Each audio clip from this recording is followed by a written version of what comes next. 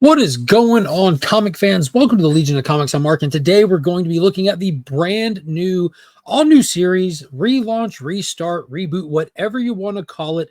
Punisher #1 is back on shelves as of today. Frank Castle himself is back. After a very controversial past few years, the man with the most infamous logo in comics is gracing us with a brand new series written by none other than Benjamin Percy, most notably done in recent days, his runs on Ghost Rider, which were fantastic. So I've got high hopes for this series. So we're going to take a look at it. We'll flip through it and we'll talk about what a red band comic is. And we'll answer the question if this is the real Punisher.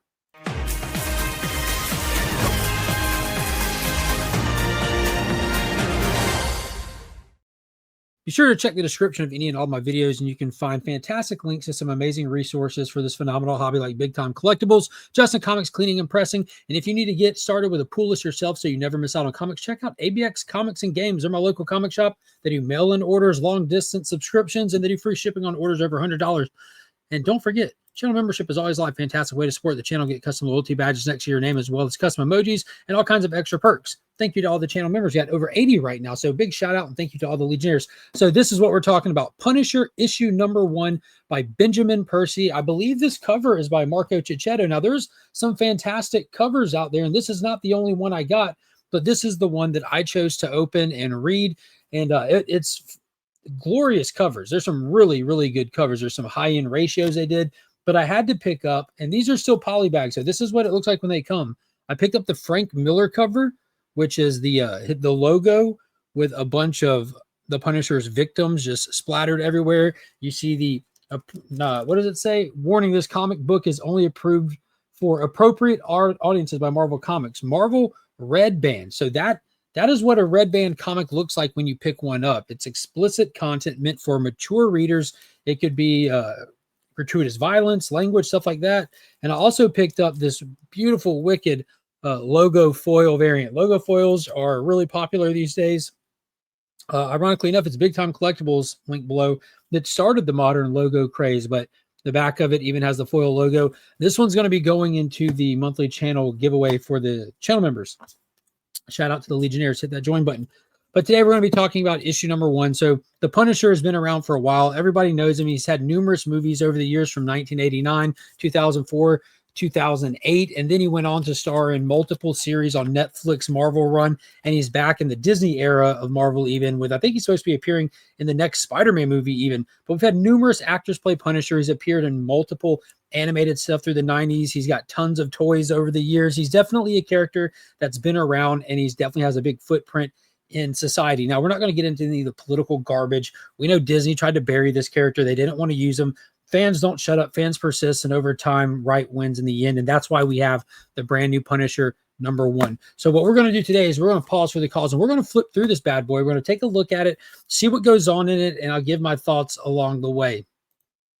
Now, in case you missed out, last time we saw Punisher was in the Jason Aaron run, and in that run, ultimately, it seemed like he died or at least went to another plane of existence at the end, kind of guardian of these kids that he had rescued. So that's one of the biggest questions is, how have they brought him back? Under what context? Is this Frank Castle? Are we really getting him back and not Gravedigger, the ex-SHIELD agent from that last run that just wasn't that great? So that's the #1 question that I'm sure most people are going to wonder if you followed the Punisher stuff, if this is in fact Frank. But we get into it, and we start off with him waking up completely bloody, multiple bullet wounds. He thinks that he has a bullet wound in his head, grabbing the back of his head. And we get this awesome gritty scene where he's getting up, waking up, checking his wounds, getting the familiar touch of that steel there. And he looks around him, notice he's on a boat that's completely on fire, and you see why it's getting the red band treatment. It is definitely extra violent here, but as he's trying to get up, he's trying to gather his surroundings, understand what's going on. He's definitely lost. This boat was full of fentanyl, so he's stopping a drug shipment, take out the bad guys, hear sirens, shoots off at the boats that are coming at him, not at the people, but at the boats, dives in the water and goes to get away. And he's trying to escape, not necessarily because his life matters, but because he has work to do, which is definitely on brand for Punisher. You know, the guy puts himself in a bunch of precarious situations, but he's really committed to his mission.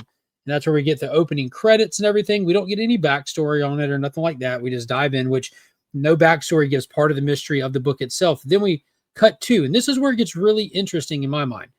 We cut to a church with a priest going into a confession booth, and he starts asking the person in the booth next to him, how long has it been since your last confession? And the person says, I'm not here to talk about myself, basically. And I got the sense that maybe this was a time jump, but I double checked. It was not. And they get here, and this person is telling the priest, I'm not here for me. I'm here to talk about you and how you've taken advantage of the needy, of the people that have put their trust in you. And I've informed the authorities. I informed the archdiocese. And here's this. You can do with it what you will, but just know your time here is over. And it's none other than Wilson Fisk. Wilson Fisk has come here to pass out justice, Punisher style, pretty much. So I thought that was interesting. And as he walks away, the priest's career is over. His freedom is coming to an end. The police are on the way. You hear the shot ring out. The priest chose the way he wants to go. But then we cut back to the boat with police investigating, looking at all the bodies. They're completely charred and burnt up. They're recognizing by familiar grills in their mouth and stuff. And they're talking about, we got to get a handle on this. We got to stop this, or more bodies are going to come. And they acknowledged that it was Tombstone's men. It was Tombstone's shipment that was shut down. So we cut to Tombstone. Now, this scene right here earns it its red bandness tenfold. He comes in here and suspended by their skin in a meat locker. He has the heads of 5 other gangs who he's questioning on who was responsible for busting his shipment. And he uses a cleaver and he lobs the dude in the arm and says, I'll give you 2 choices. You can die fast or slow, basically, but no one is making it out of here alive. And he starts peeling the skin off of him. Like, he gave him the cleaver and he starts ripping the skin off of him. None of these guys were responsible for it, though. We cut back to Brooklyn on the side of the river where Frank has washed up. A little old lady goes to help him to call help. He throws the phone, says, take me to your place. And we get to her place where he's asking for supplies. You know, he's got to get it cleaned up and stitched up, all those good kind of things. We actually see the mark of the hand on his back. This kind of a node to the last run, which again, I loved. And he gets here.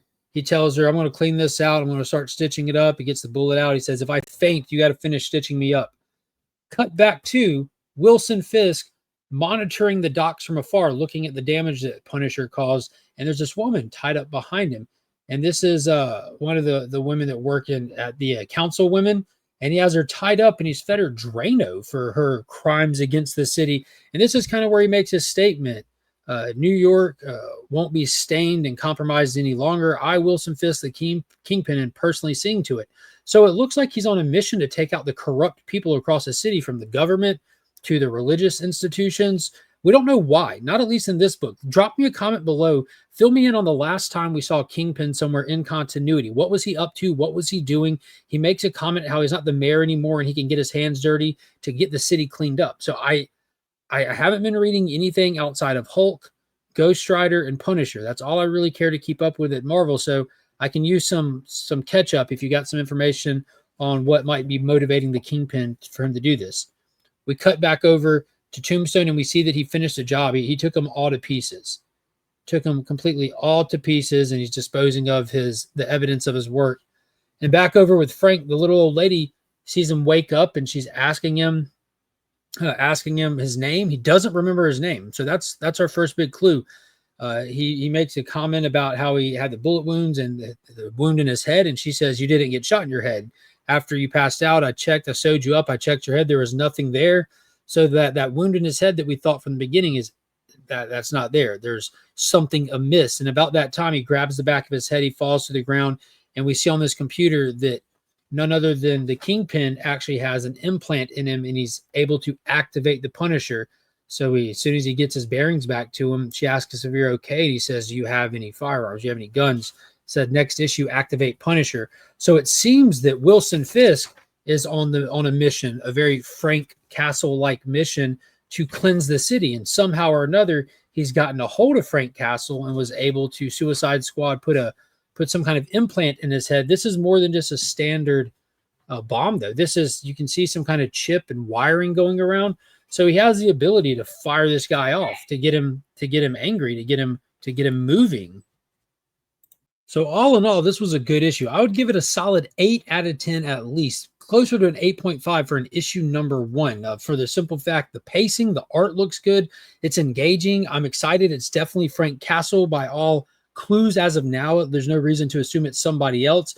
The Kingpin, the Tombstone getting multiple character appearances in there were good. It definitely lived up to the red band rating for it. So that was kind of wild and everything. It definitely checked all the boxes that I feel like it promised from a solicitation standpoint, and getting the character back, the logo back, it's all back. It feels great. Leave me a comment.